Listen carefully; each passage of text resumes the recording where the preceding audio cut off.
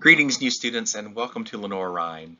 My name is Todd Cutter, and I am the University Pastor and Director of Spiritual Life here at LR. I'm also an alum. I graduated with a bachelor's degree in elementary education and a master's degree in mental health counseling. After I finished my bachelor's degree, I even worked in the admissions office for 4 years, recruiting students along the East Coast before finally heading to seminary to study to be a pastor. Coming back to this campus and community that I love so much has been a great joy for me, and I'm certain that you'll grow to love LR as much as I do. Today, I'm going to tell you a bit more about the Office of Spiritual Life, which is the office that I oversee. Now, many people hear Office of Spiritual Life and immediately think of campus ministry, and that's a good connection to make.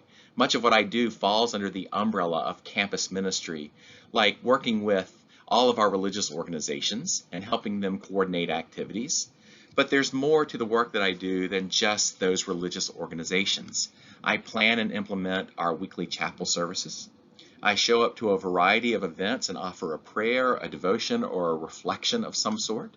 I offer pastoral care and counseling to the entire LR community. And I draw attention to religious diversity on campus by providing information about the holy days and festivals other faith traditions are celebrating, which allows all of us to learn more about our neighbors. In short, I'm present as a resource for the entire community, even those who don't cling to any particular faith tradition or belief. And that's one of the great things about serving at a Lutheran college. We can be rooted in our own faith and still show an openness to others. And that's a great way to show that we love our neighbors. Here at Lenoir-Rhyne, we have chapel services every Wednesday at 10 a.m. during the academic year. Now, this 10 o'clock hour is protected. This means that no classes, meetings, events, or practices are to be scheduled during this time. And this gives the entire campus community the freedom to come to the chapel for worship or to take some time to connect with the divine in whatever way feels most appropriate. Some people find a quiet place to meditate. Others grab a cup of coffee and take a break from work or studies. And others just take that time to simply rest. However you use this hour, it's provided each week as a time for you to recharge and reset. Students are encouraged to volunteer for chapel services. Among other opportunities, you can serve as a greeter, reader, musician, or assisting minister. And not all of our chapel services are Lutheran. We've used resources from the United Methodist Church, Episcopal Church, United Church of Christ, Moravian Church, Presbyterian Church, and Reformed Church in America. We've had praise and worship style services and even services centered on meditation. Over the past year, we've had a couple of unique and enriching services. Our Director of Multicultural Affairs, Terry Phillips, and one of our counselors, Kelly Medley, led a praise and worship style service. The theater department, assisted by a liturgical dancer, presented a dramatic reading from Scripture. The LR a cappella choir has led worship through music on several occasions.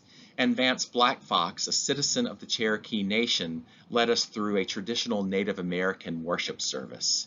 The last worship service of the academic year is Baccalaureate, where we wish our graduating students farewell and Godspeed. It's been exciting to see our students come together for a variety of campus ministry events over this past year. I've hosted a weekly Bible study and plan to continue doing so in the new semester. Our Lutheran student group and Catholic campus ministry groups have been growing both in numbers and in programming. And students and others in the community have expressed an interest in starting or restarting some other organizations, like a Baptist student group or an Episcopal student group. All of these groups are open to all people. You don't have to be Lutheran to be in the Lutheran group or Baptist to be in the Baptist group. We also have students who take the lead in forming their own organizations. Be on the lookout this fall for details about The Refuge, a group started by students for students that provides opportunities to come together and share in fellowship. In addition, this fall there will be a short weekly service of Holy Communion that is separate from the typical chapel time. And I always want to hear from you about groups you would like to see take root on campus.